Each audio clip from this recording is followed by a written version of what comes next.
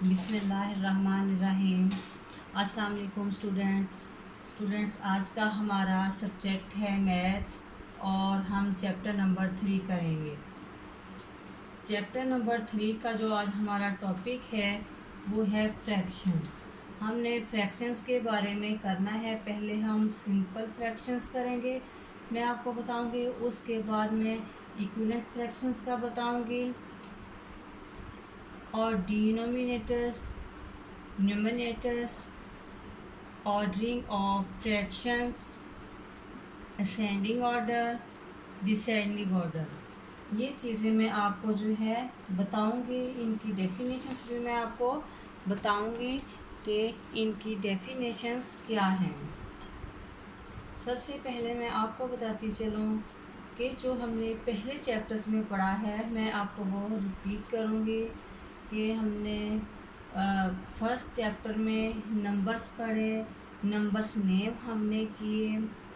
उसके बाद हमने उसमें 1000, 100, टेंस, वंस ये किए। इसका मैंने बताया कि वंस क्या है, टेंस, 100 ये क्या है। मैं एक दफ़ा रिपीट कर देती हूँ।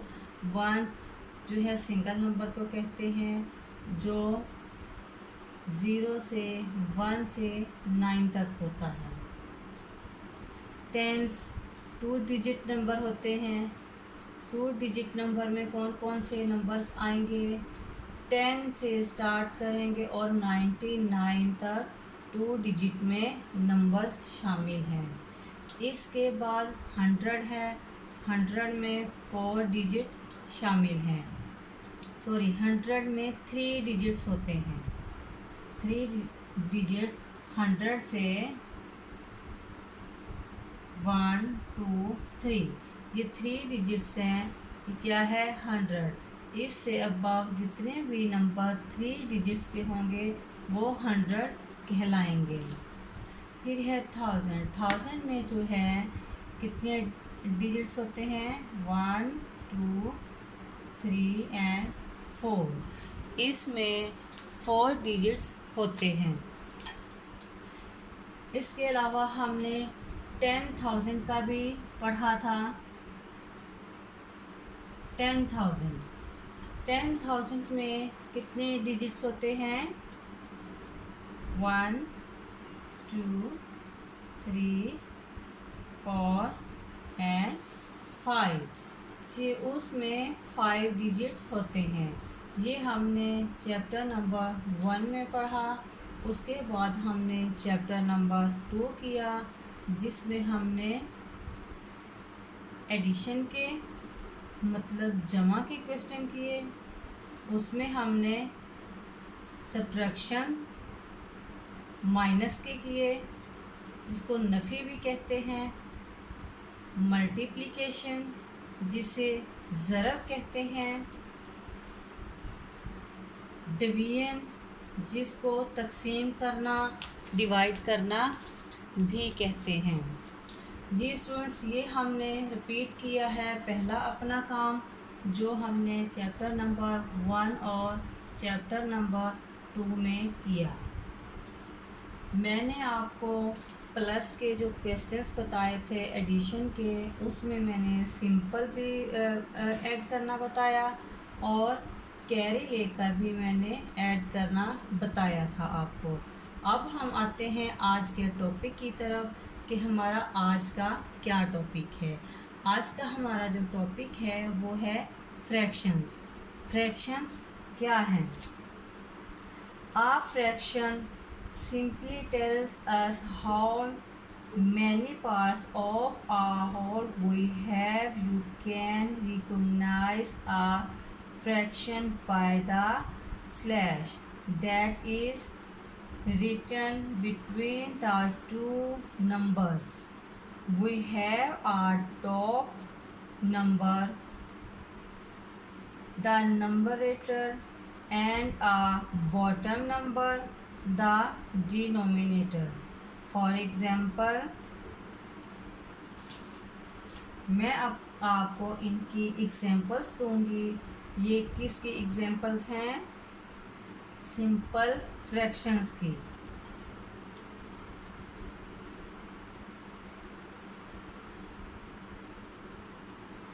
ये 2 पार्ट्स मैंने इसमें बना दिए हैं। अब फ्रैक्शंस का हमने कैसे करना है, इसकी फ्रैक्शन है 1/2। 1/2 क्या है, इसका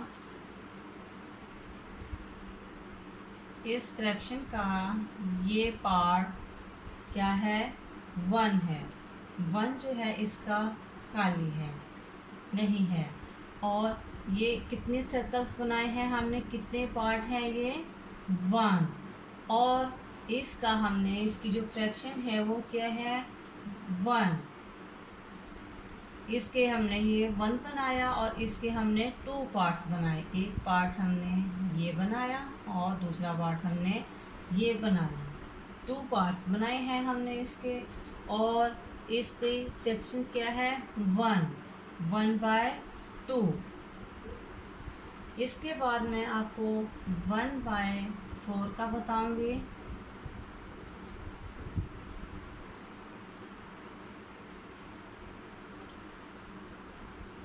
जी, ये 4 क्या है, इसको हमने कितने पार्ट्स में डिवाइड किया है, 4 पार्ट्स में, ठीक है। और ये क्या है, 4 पार्ट्स, ठीक है। अब हम इसे क्या कहेंगे, ये क्या है, 1। और ये कितने पार्ट्स हैं, बाकी तकसीम जो किया हमने छोड़ा, हाँ 1 को हमने ले लिया और वो है 1/4। इसके बाद मैं आपको नेक्स्ट बताऊंगी 2/10, वो भी इसी मेथड से होता है। 2/10 का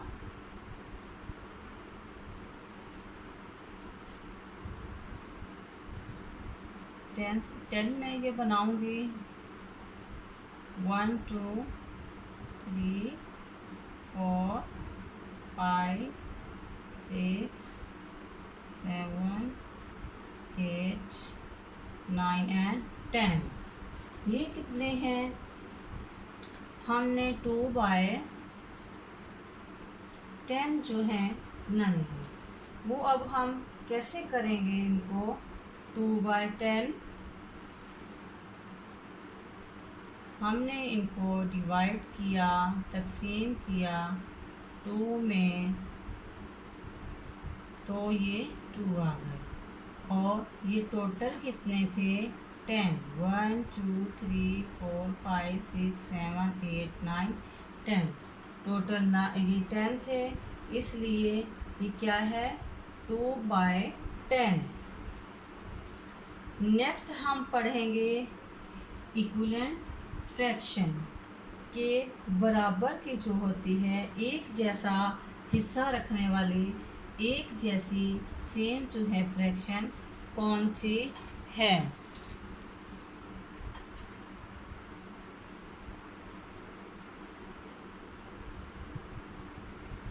ये क्या है, इसको हम क्या कहेंगे, इसको हमने डिवाइड नहीं किया, इसलिए हम इसे 1 ही कहेंगे कि ये 1 ही है, क्योंकि हमने इसको डिवाइड नहीं किया। नेक्स्ट एक मैं बनाती हूँ, इसको हम डिवाइड कर रहे हैं।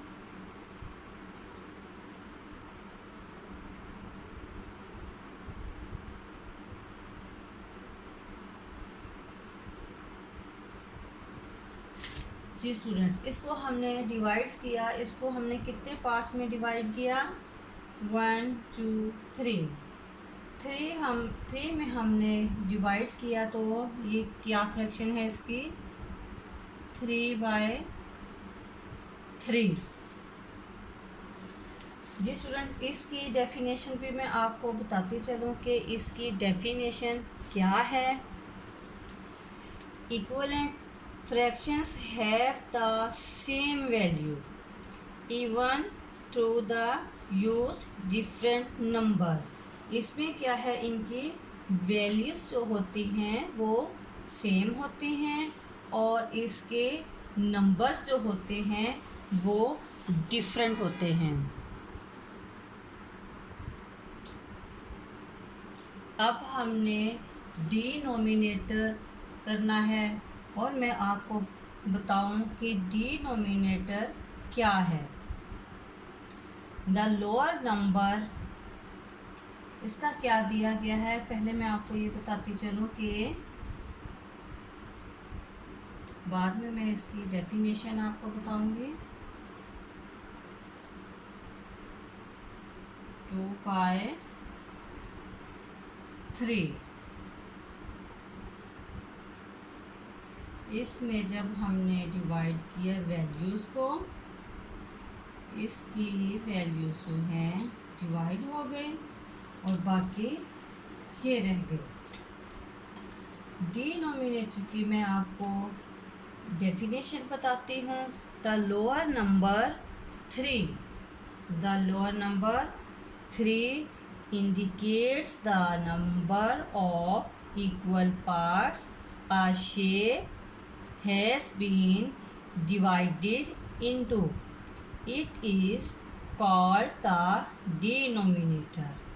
जी, जैसा कि मैंने आपको पहले ही बता दिया है कि इसकी शेप जो है क्या है, डिवाइड हुई है। ठीक है, इसके कितने पार्ट्स थे, जब हमने डिवाइड की तो इसके 3 पार्ट्स बने। ठीक है, 2 जो थे वो डिवाइड हो गए हैं और बाकी क्या रह गया था, ये 1। अब हम इसके टोटल के हमने ये देखने हैं कि टोटल के कितने पार्ट्स हैं, इसके 3 पार्ट्स हैं और हमने इसको कितने में डिवाइड किया है, 2 में।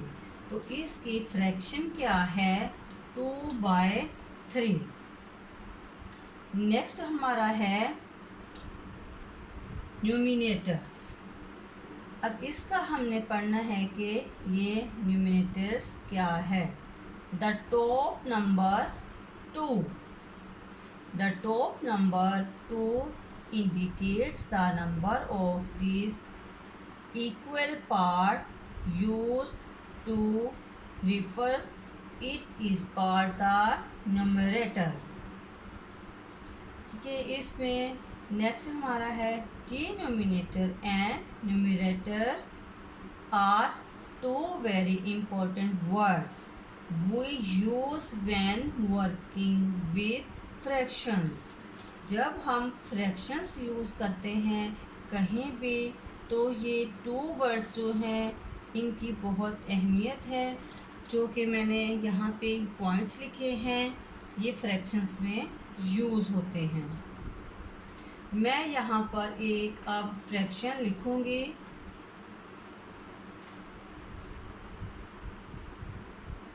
3/4 क्या है ये, 3/4। अब हमने देखना है कि इसका न्यूमरेटर और डिनोमिनेटर क्या है।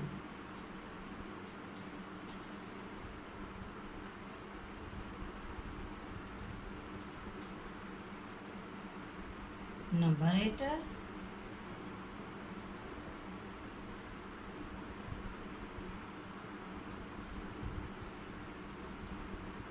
डिनोमिनेटर जी, इसमें नोमिनेटर क्या है, नोमिनेटर इसका क्या है 3 और 4 जो है इसका डिनोमिनेटर है। तो हम इसे क्या कहेंगे, हमारा नोमिनेटर जो है 3 एंड डिनोमिनेटर हमारा है 4। नेक्स्ट मैं इसी क्वेश्चन को इसका स्टाइल चेंज करके बताऊंगी और इसमें देखते हैं कि इसकी क्या वैल्यूज़ हैं।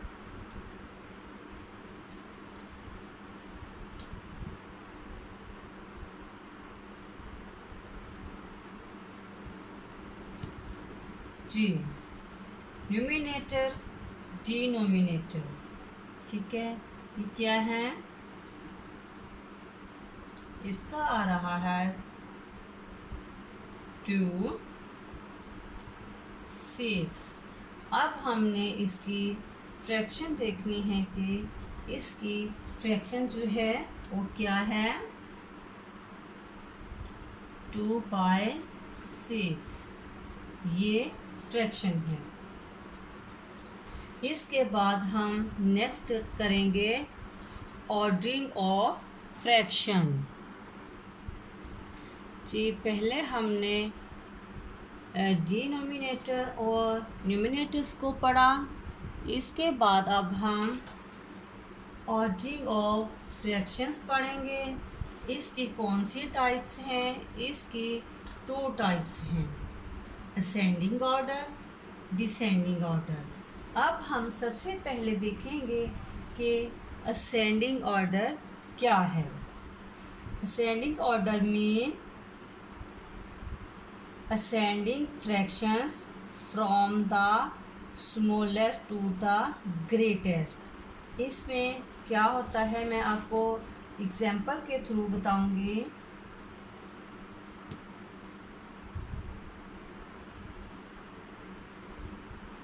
फॉर एग्जाम्पल,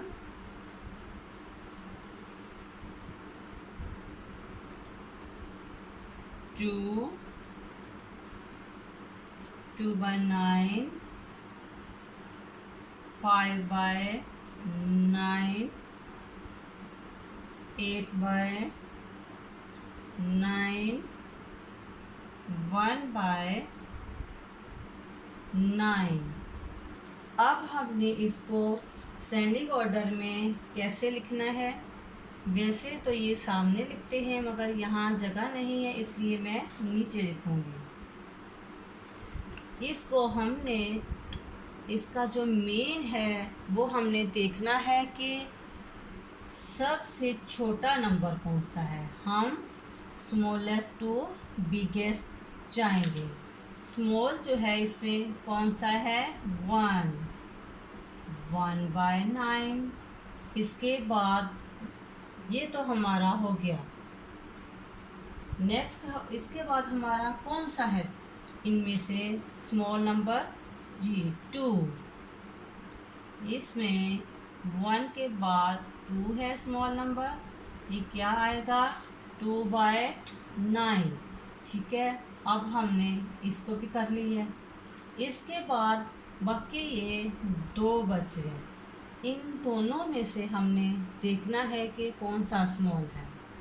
जी स्टूडेंट्स, आप जानते हैं कि 5 जो है 8 से स्मॉलेस्ट है, तो इसलिए पहले असेंडिंग ऑर्डर में 5 आएगा, 5/9, ठीक है। हमारा ये भी हो गया। इसके बाद एक ही बचा है 8, तो क्या आएगा, 8/9। जी, इसको कहते हैं असेंडिंग ऑर्डर, स्मॉलेस्ट से बिगेस्ट जाना, ये क्या है, असेंडिंग ऑर्डर। अब हम इसके बाद असेंडिंग ऑर्डर के बाद पढ़ेंगे डिसेंडिंग ऑर्डर। डिसेंडिंग ऑर्डर की डेफिनेशन है, descending order means arranging the fraction from the greatest to the smallest। जैसा कि आपने पहले पढ़ा, उसमें क्या था कि बैकवर्ड क्या होती है, आपको मैं छोटी सी एग्जाम्पल दूंगी। बैकवर्ड है 10, 9, 8, 7, 6, 5, 4, 3, 2 and 1। ये है हमारी बैकवर्ड काउंटिंग। तो इसमें कौन सी काउंटिंग यूज़ होती है, बैकवर्ड काउंटिंग यूज़ होती है। तो हम जो हमने असेंडिंग ऑर्डर में हमने नंबर्स यूज़ किए थे वही हम डिसेंडिंग में कर लेते हैं। देखते हैं कि उसका क्या आंसर निकलता है।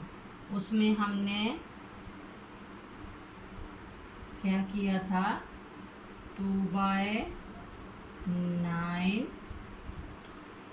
5/9, 8/9 एंड 1/9।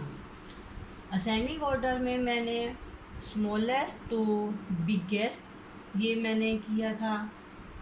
मतलब सबसे पहले मैंने 1, 2, 5 एंड 8 वो था असेंडिंग ऑर्डर। डिसेंडिंग ऑर्डर क्या है, जैसे मैंने आपको बताया कि बैकवर्ड काउंटिंग होती है, उसी तरह डिसेंडिंग ऑर्डर जो है बिगेस्ट से स्मॉलेस्ट की तरफ जाता है। अब हम इसको डिसेंडिंग ऑर्डर में करेंगे कि डिसेंडिंग ऑर्डर क्या है। सबसे पहले हम देखेंगे कि इसमें बिगेस्ट बड़ा नंबर जो है कौन सा है, 8। 8 हम सबसे पहले लिखेंगे, 8/9। 8 के बाद जो सबसे बड़ा नंबर होगा वो कौन सा है हमारा, 5। 5/9। ठीक है, ये दोनों हो गए। इसके बाद हमने देखना है कि इन दोनों में से कौन सा नंबर जो है वो बड़ा है। इन दोनों में से ये 2 है, ये 1 है, तो 2 क्या है, 1 से बड़ा है, 2/9। तो बाकी कौन सा नंबर बच गया, 1। तो उसके बाद हम इसको लिखेंगे 1/9। ये है हमारा डिसेंडिंग ऑर्डर। स्टूडेंट्स, ये हमारी चीज़ें जो हैं फ्रैक्शन में यूज़ होती हैं। इसके अलावा माइनस, प्लस ये चीज़ें भी यूज़ होती हैं। मेन जो इसका पॉइंट है वो फ्रैक्शन का है। आपको फ्रैक्शन के बारे में नॉलेज होना चाहिए कि इनकी शेप्स कैसी होती हैं, इनको कैसे डिवाइड किया जाता है। मैं आपको कुछ जो ऐसे शेप्स दिखाऊंगी कि ये शेप्स हैं और इनको हमने कैसे डिवाइड करना है। इसको हम कितने पार्ट्स में डिवाइड करेंगे, 2। तो ये 2 क्या हैं, दोनों ये दोनों इक्वल पार्ट्स हैं। और इनका जो है मैंने क्या किया है, 1/2 एंड 1/2 दोनों क्या हैं, इनके 1 के हमने हाफ बना दिया है पार्ट को। तो इसकी फ्रैक्शन क्या होगी, इसको हम कैसे लिखेंगे फ्रैक्शन में, 1/2। इसे हम 1/2 लिखेंगे। नेक्स्ट मैं आपको बताऊंगी 3 इक्वल पार्ट का। 3 इक्वल पार्ट्स के बारे में मैं आपको बताऊंगी। ये क्या है, ये 3 इक्वल पार्ट। और इसके किस में से इसको इक्वल किया गया है, किस में से इसके पार्ट्स बनाए गए हैं। ये क्या है, 1 है। इसका हमने इसको 3 पार्ट्स में डिवाइड कर दिया है, इसलिए इसकी क्या फ्रैक्शन होगी, 1/2। नेक्स्ट ऐसे ही 4 का है। 4 को हम क्या करेंगे,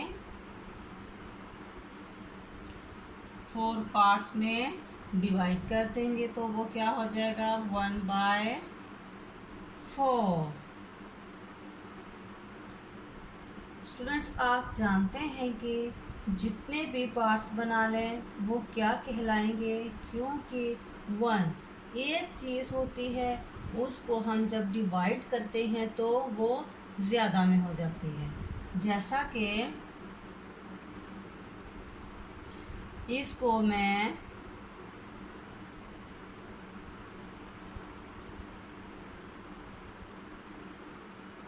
डिवाइड करती हूँ।